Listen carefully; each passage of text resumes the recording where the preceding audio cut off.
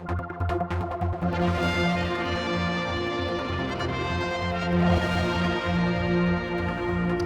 I'm talking with Howard Quayle, MHK for Middle, but really it's to do with some of the things, if we've got time to touch on them all. Yeah. First of all, pensions and the business that went on in Tynwald this week. I mean, you were quite, how do you put this, a bit annoyed maybe that Mr. Caron had come forward with his proposal and you had yours sort of on the runway for some time, which does need a little more time to develop, but you didn't take kindly to the fact that it was being banjaxed.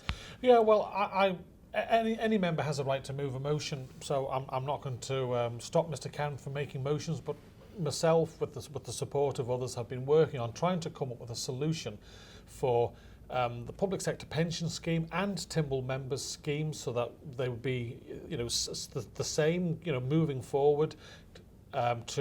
We've got a well-documented 35 million shortfall in the public sector pension scheme, and that's per annum, not over a long period of time.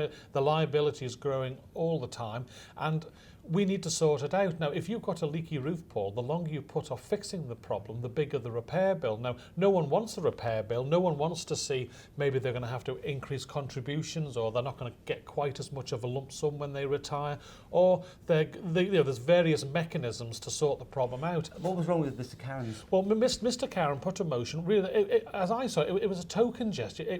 It was more political point scoring than trying to solve the genuine problem. I'm not in this job to score points against the Council of Ministers or anybody. I just want to try and do my best and sort out the problem. Now, Mr. Caron's policy meant that you stopped paying contributions and you bought your own pension scheme, effectively.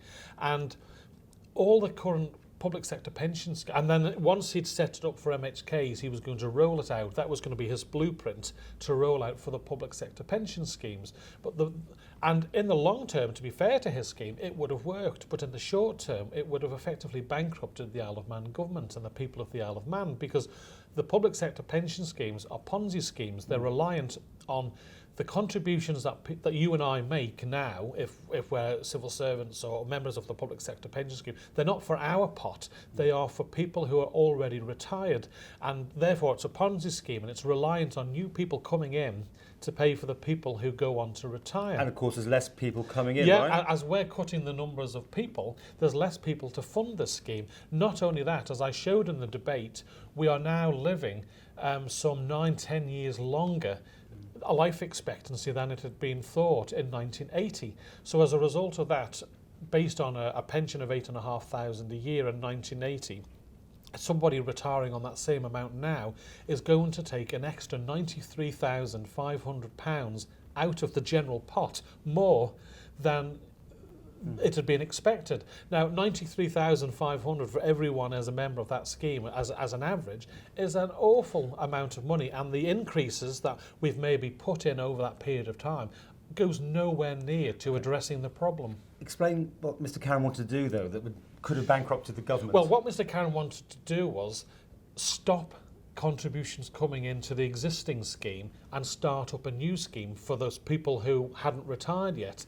And I'd already analysed that with quite a few others. We'd been to experts to see whether that would work, and effectively government would still be paying for people who are retired, but instead of having 35-40 million coming in contributions a year to pay for it, it would have nothing coming in, because all the money that was coming in before is now going in people's own pension schemes. So the people that are retired, there'd be no income coming in.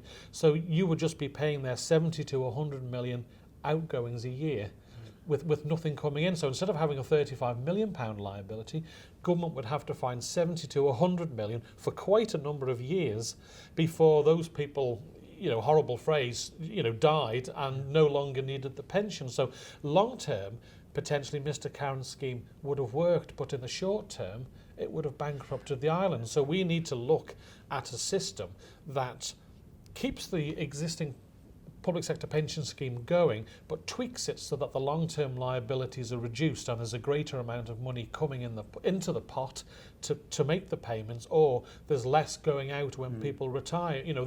I'm not nailing my colours to the mast and saying this is what we must do. I just raise various options that we should look at. And I'm not trying to reinvent the wheel. Jersey, for once, have stolen a march on us, where we may have been ahead of them on FATCA, etc. But when it comes to the public sector pensions, an Ireland, again, similar problems as us, they are implementing an awful lot of what I was recommending on the 1st of April 2015. You know, they've been through the pain and the discussions, and I'm just trying... Well, I was really pleased that the whole of Tynwald unanimously backed the proposal that I put forward. 'Cause you're going to now head a committee, aren't you? No, there's already the Public Sector Pensions Authority and the working groups. If I'm asked to go on to that, I'll certainly, go on. But you're going to put proposals forward at some point. I put this proposal forward that this is what we should be looking at. Get a full revaluation, so we know just how much the liability is now, because obviously the liability is altered as a result of Mars scheme, and again, as we mentioned earlier, reducing the number of civil servants, so there's less money coming into the pot. So find out what the damage is, and then we can start looking at I think I put 5 options forward: capping lump sum payments, career average earnings, looking at maybe people retiring at the same age as the rest of the public. All these sort of things that need to be looked at. But I'm not doing it to attack people in the pension scheme. I'm doing it to make sure that they have a proper pension.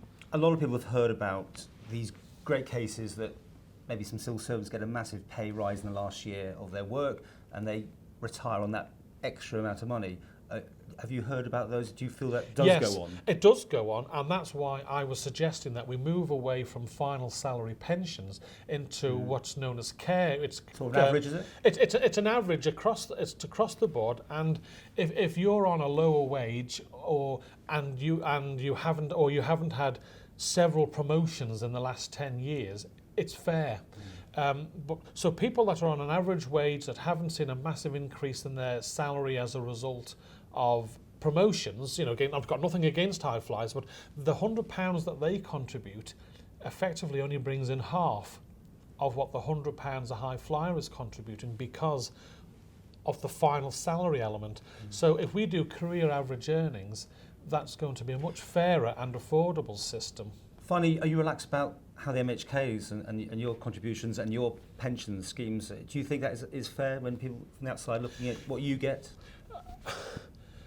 I think in a catch-22 situation, I stood and in my pledge on the doorstep, I promised that I would fight that politicians contributed to their pension, and I was on the committee that looked into that, and I recommended, along with the rest of the committee, which was accepted by Tynwald, that politicians pay 5% towards their pensions. I do that, and the rest of my colleagues do. So that was my election pledge to the public. Is that fair? Honoured. I think it's fair. Well, it's fair because it's the same as the civil service, and that's how politicians' salaries were worked out on a grade of quite a low grade on the civil service. So I think that's fair because we're contributing the same as if we were a civil servant. However, the politicians accepted that if it's proven, which I think it will be, that we're going to have to contribute more across the whole board, then politicians will do exactly the same as the rest of the members of the public sector pensions group. So if it's currently 5% and the recommendation is, again, don't hold me to this, I'm just giving you an example, an extra 2%, then politicians have committed as a result of this motion that their pension contributions will go up by 2% accordingly. Now, the tokenism of just doing MHK salaries, it's pointless because it's less than 0.something% of the greater problem. So saying to the public, oh yes, where aren't we good, the Liberal Vannon Party trying to cut those nasty MHK's pensions? Yes, the rest of the MHKs have agreed they'll be bound by what happens in the recommendations of these other committees, but on a greater scale, I don't want to see MHK salaries and pension rights collapse down to nothing so that the man on the street who doesn't have a good income privately can't afford to be a politician. So we've got to protect it, and there's many a time when I'm sitting around chairing a meeting where the responsibility falls on my shoulders and I'm taking by far the smallest salary out of the group. So at 37,000 something as a basic salary for an MHK, they're not getting paid over the top. Most of us who've come in this last term have certainly taken big pay cuts, but we want to do a good MHK's job to try and turn the island around. That's why we've stood.